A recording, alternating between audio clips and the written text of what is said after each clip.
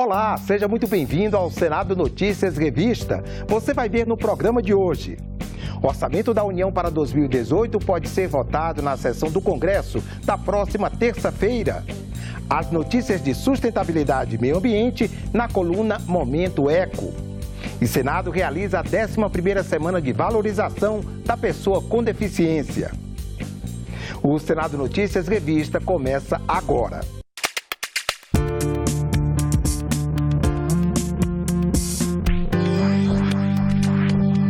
O Congresso Nacional entra na última semana de votações de 2017. Antes de entrar em recesso, os senadores têm que votar 2 medidas provisórias e alguns projetos. Um deles, do interesse de estados e municípios. Além disso, junto com os deputados, é preciso decidir sobre os gastos do governo no ano que vem. O presidente do Congresso Nacional, Eunício Oliveira, pretende votar até quinta-feira o orçamento da União para 2018. Mas antes, a matéria precisa ser votada pela Comissão Mista de Orçamento. Aqui no Senado, o presidente Eunício Oliveira pretende encerrar o ano com a votação da PEC dos precatórios. Ele estende o prazo de pagamento das dívidas judiciais de estados e municípios de 2020 para 2024. Também está na pauta o projeto que cria a Política Nacional dos Biocombustíveis. Mas antes de analisar qualquer projeto, os senadores precisam primeiro votar 2 medidas provisórias que estão trancando a pauta. A MP que trata da renovação da lei do audiovisual e do Recine e a medida provisória que cria incentivos para a exploração de petróleo no Brasil. A MP foi editada em novembro com o objetivo de estimular a participação de empresas estrangeiras nos leilões do pré-sal. Entre os incentivos está a isenção de impostos de importação. E para o ano que vem, o presidente do Senado já destacou as pautas que devem ter prioridade. Nas primeiras semanas eu quero deixar uma pauta pronta, tanto na questão da microeconomia, aquilo que não puder ser discutido esse ano, como na questão da segurança pública. Foram 2 compromissos que eu fiz no final. Nós vamos aprovar todas as matérias possíveis de ser aprovadas. Uma nova estratégia para reduzir o desperdício de alimentos e o uso da energia solar em grande escala como alternativa de sustentabilidade no Brasil. Você acompanha agora a coluna Momento Eco com o jornalista César Mendes. Você sabia que 30% dos alimentos produzidos no mundo são descartados antes mesmo de chegarem até a mesa dos consumidores? E que só aqui no Brasil, 40 mil toneladas de alimentos são desperdiçados todos os anos? Um problema extremamente sério, principalmente se levarmos em conta que 815 milhões de pessoas hoje passam fome no mundo, segundo dados das Nações Unidas. Somos hoje 7 bilhões de seres humanos neste planeta. A expectativa e as estatísticas mostram que em 2050 seremos 9 bilhões. Serão 2 bilhões a mais de seres humanos a serem alimentados. Nós poderíamos seguir ainda nos números, falar nas proporções, significa que nós teremos mais 10 vezes a população do Brasil a alimentar. A pergunta que fazemos neste momento é se estaremos aumentando ou diminuindo o número de famintos. Destacamos a iniciativa de uma das maiores redes de supermercados do Brasil, que começou a vender alimentos fora do padrão estético. Alimentos feios, com tamanho e formato diferentes do convencional, que seriam normalmente descartados e que agora são vendidos com 30% de desconto. O nome institucional do programa é único e ele já está funcionando em algumas unidades dessa rede na cidade de São Paulo.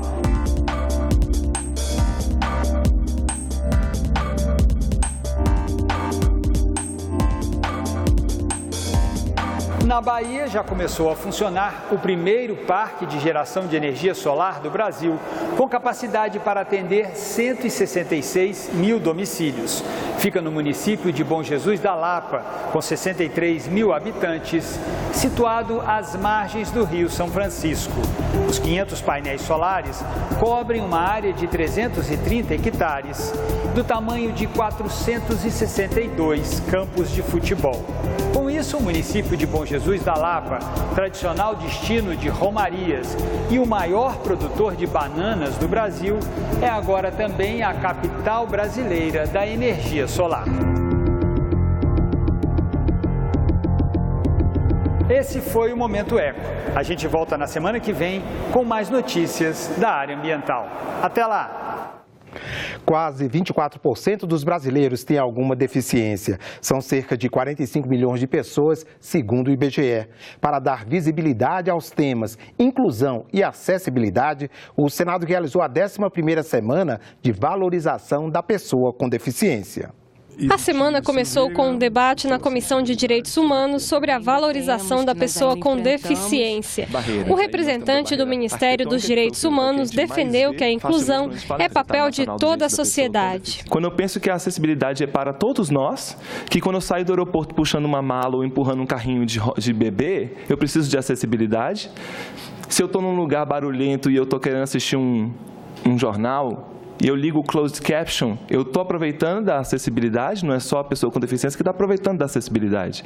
Então a acessibilidade é para todos nós. Também entrou em pauta o papel da administração pública, quando o tema é acessibilidade. A acessibilidade ela precisa ser vista sob o aspecto profissional, ou seja, ele é técnico, ele precisa e demanda uma série de providências de arquitetura, de informática, sobretudo, e ele precisa exatamente estar absolutamente estruturado dentro da organização de cada órgão que compõe a administração pública. Nós temos a questão da acessibilidade colocada na nossa Carta de Compromissos do Senado Federal, da Diretoria Geral, e nós temos o Plano de Acessibilidade, que nós trabalhamos, que envolve várias áreas da casa, que envolve, nós contamos aqui, acho que 28 unidades diferentes da casa. No Senado, por exemplo, é comum ver os jovens da APAI pela biblioteca. Eles são contratados para higienizar os livros. Esse emprego está sendo muito bom para mim e quando eu recebo o salário eu ajudo em casa, ajudar a pagar as coisas, a conta de luz. Ali trabalha junto, a lancha também, volta para o trabalho, faz um exercício laboral e vai embora para casa. Nosso trabalho aqui do Senado, que é de higienização de livros, é um trabalho que eles conseguem fazer assim, com perfeição. Além dos jovens da APAI, há vários outros funcionários com deficiência no Senado. Alguns deles foram convidados a gravar depoimentos sobre acessibilidade, especialmente para a Semana de Inclusão da Pessoa com Deficiência. Como eu fui para a incubadora, não vendaram os meus olhos e isso acarretou na queima da retina.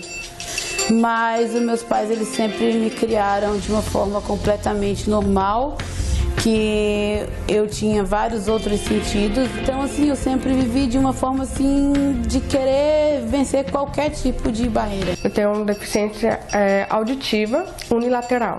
A minha mãe teve rubéola durante a gravidez, né? Então, desde que eu nasci, eu tenho essa deficiência.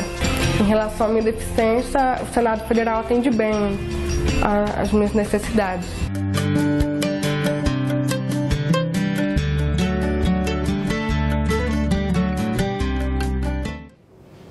Para a nossa entrevista de hoje, a coordenadora interina do Senado Inclusivo, Francis Lobo, considera que já houve avanços para garantir que o direito das pessoas com deficiência seja respeitado. Ela conversou com a jornalista Dinalva Ferreira. Já é a 11ª vez que o Senado dedica uma semana inteira para essa questão de valorização da pessoa com deficiência.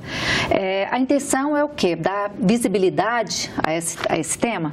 Sim, nós achamos que é muito importante que o tema esteja sempre em pauta, que seja sempre levantado, para que nós possamos discutir quais são as dificuldades e também apresentar quais foram os avanços, as melhorias, e a gente tem que sempre dar muita visibilidade a esse tema.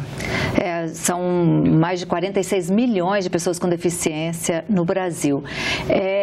Quais são os avanços para garantir que os direitos dessas pessoas sejam respeitados? Bom, hoje nós temos, se a gente for comparar com alguns anos atrás, algumas décadas atrás, o avanço hoje já é muito grande. Antes a gente nem ouvia falar sobre acessibilidade, sobre inclusão de pessoa com deficiência, a pessoa que tinha que se esforçar para conseguir ser incluída na sociedade. E hoje nós já temos leis, já temos uma legislação muito farta no assunto. Culminou agora com a Lei Brasileira de Inclusão, que é de julho de 2015, que entrou em vigor em 2016, e é uma lei que tem ali muitos direitos, muitas coisas positivas para garantir a acessibilidade. A questão comunicacional de pessoas com deficiência sensorial está garantida ali, também acessibilidade física, arquitetônica, tudo está ali, a gente tem que fazer cumprir essas leis. Pois é, não basta só ter leis, é uma questão mais de atitude, conscientização? Sim, eu considero essa a parte mais importante e a mais desafiadora também, porque a gente consegue resolver a questão arquitetônica, a gente consegue resolver a questão da comunicação, a gente providencia material em braille, a gente contrata um intérprete de Libras, né? A gente faz as rampas, faz tudo acessível, mas se a atitude das pessoas não mudar, é impossível ter acessibilidade. Essa questão do trabalho, do mercado de trabalho, que é uma coisa muito importante, incluir essas pessoas no mercado de trabalho. Você acha que as empresas estão preparadas para receber essas pessoas? As empresas, elas têm que se preparar, né? Nós temos a lei de cotas, que obriga que as empresas tenham um percentual de pessoas com deficiência empregadas.